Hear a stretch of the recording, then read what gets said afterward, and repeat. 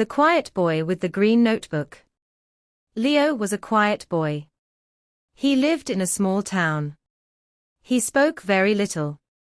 He liked peaceful places. He liked watching people. Every day, he carried a notebook. It was green. He took it everywhere. To school. To the park. To his grandfather's house. Nobody knew why. His classmates wondered. But Leo never explained. At school, he sat near a window. He liked the sunlight. He liked the clouds. He liked quiet moments. Many students thought he was shy. Some thought he was lonely. But Leo was different. He noticed small things. Things others missed. One morning, a new girl arrived. Her name was Emma. She looked nervous. She stood alone. Then Anna smiled. She shared her seat. Emma smiled back. That evening, Leo opened his notebook. He wrote. Anna welcomed Emma. A few days later, a small puppy appeared. It looked hungry. Many students walked by. Tom stopped. He gave food. He gave water. The puppy wagged its tail. Leo smiled. That evening, he wrote. Tom helped a puppy. The notebook slowly filled. Each page held goodness. Each page held kindness. Each page held hope. Weeks passed. Then months passed. Leo kept writing. A boy returned lost money. A girl planted flowers. A teacher encouraged students. A neighbor carried groceries. Small moments. Important moments. Beautiful moments. One afternoon, Leo visited Grandpa. Grandpa looked tired. His steps were slow. Leo told a funny story. Grandpa laughed loudly. His eyes sparkled. His smile stayed long. That evening, Leo wrote. Grandpa laughed today. The notebook became thicker. Page after page. Good memories grew. Then one night, a strong storm arrived.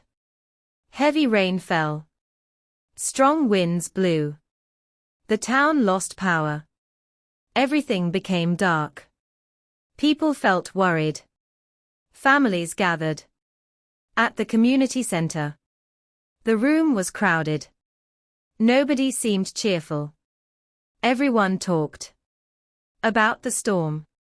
Everyone feared damage. Leo sat quietly. The green notebook rested in his hands. He looked around. He saw worried faces. Then he stood up. People noticed him. The room became quiet. Leo felt nervous. His hands trembled. Slowly, he opened the notebook. Then he began reading. Anna welcomed Emma. A few people smiled. Tom helped a puppy. More smiles appeared. A girl planted flowers. A neighbor helped others. A teacher encouraged students. Page after page. Leo continued reading. The stories were simple. But they felt powerful. People listened carefully. Some laughed softly. Some nodded. Some remembered. The room slowly changed. Faces became brighter. Hearts felt lighter. People remembered something. Their town was kind. Their neighbors cared. Good people were everywhere. The storm was real. The problems were real. But kindness was real too. When Leo finished, the room became silent. Then applause began. Softly at first. Then louder. And louder. Many people smiled. Some even cried. Not from sadness. From gratitude.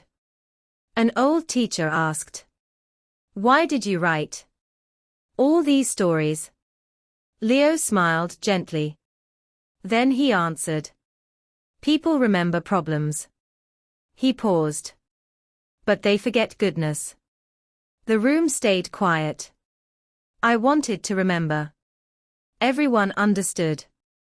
The notebook was more than paper. It was a collection of kindness. A collection of hope. A collection of light. After that night, many people started keeping notebooks too. They wrote good moments, kind moments, hopeful moments. Years later, people still remembered the quiet boy. Not because he was famous. Not because he was rich. They remembered him because he taught an important lesson. Goodness is everywhere. Sometimes we only need to notice it. And sometimes a quiet voice can change many hearts.